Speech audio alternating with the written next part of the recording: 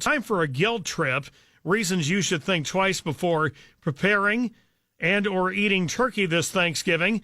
Renee King-Sonnen, executive director and founder of an organization, Rowdy Girl Sanctuary, and she's in Angleton, Texas right now on the road. All right, lay it out for us. People maybe have heard this sort of thing before, but what to you are the compelling reasons we ought to give it up?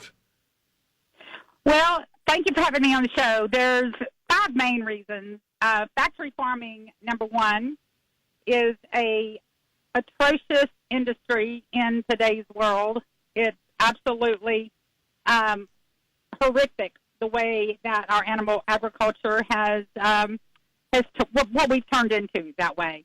Health reasons, number 2, it's, contrary to popular belief, turkey has an immense amount of fat in it.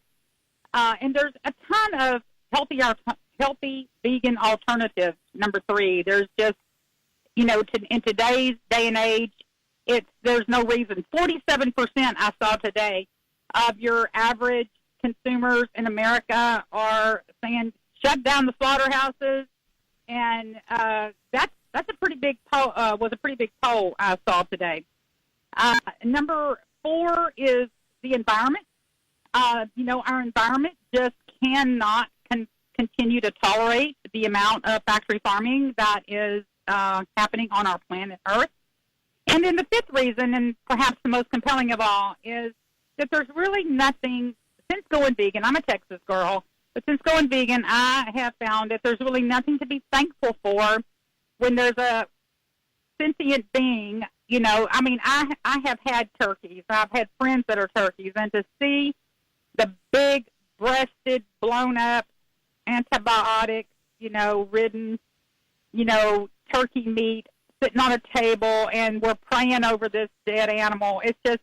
Well, are your arguments against any kind of animal consumption, or are you arguing on top of everything else that eating a turkey is that much worse than some other animal products we could consume?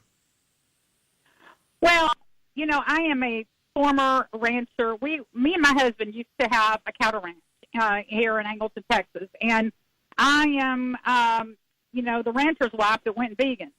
And I know.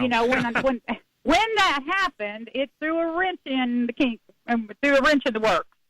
And so, since going vegan, it took what it took for me to get through the layers of conditioning of. Sure. But we only have a few seconds. I'm sorry to cut you short, but I'm just trying to get to, are your arguments on the Thanksgiving turkey, would you be doing the same about pork or beef, hot dogs on 4th of July, or is there something inherent about turkey that in some of these reasons you give are worse? No, it's not that they're any worse.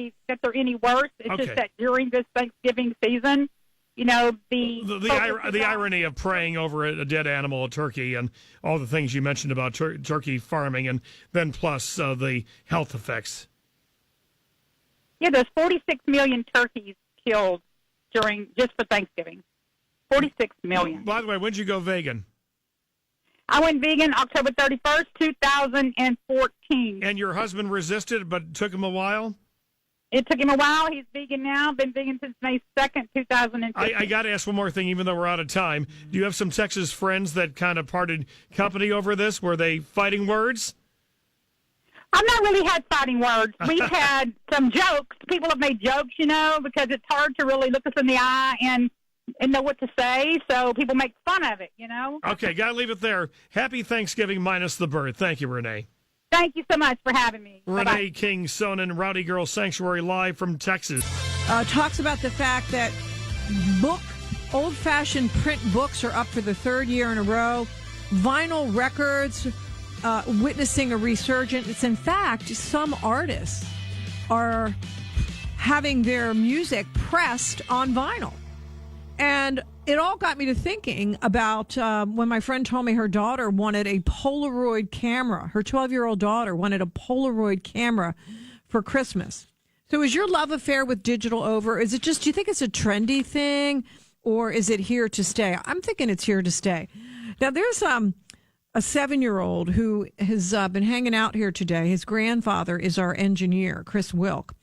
And this gentleman's name is Aiden. Hi, Aiden. How are you today? Good.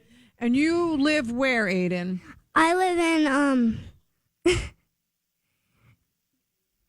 I live in Roxana. Right, and you go to school. What's the name of your school? Philip Seashell. And that's in Selbyville. Selbyville. Okay, and you're in the what grade? Second. Second grade. And you're here today because school. There's no school today. Yeah. There's no school today.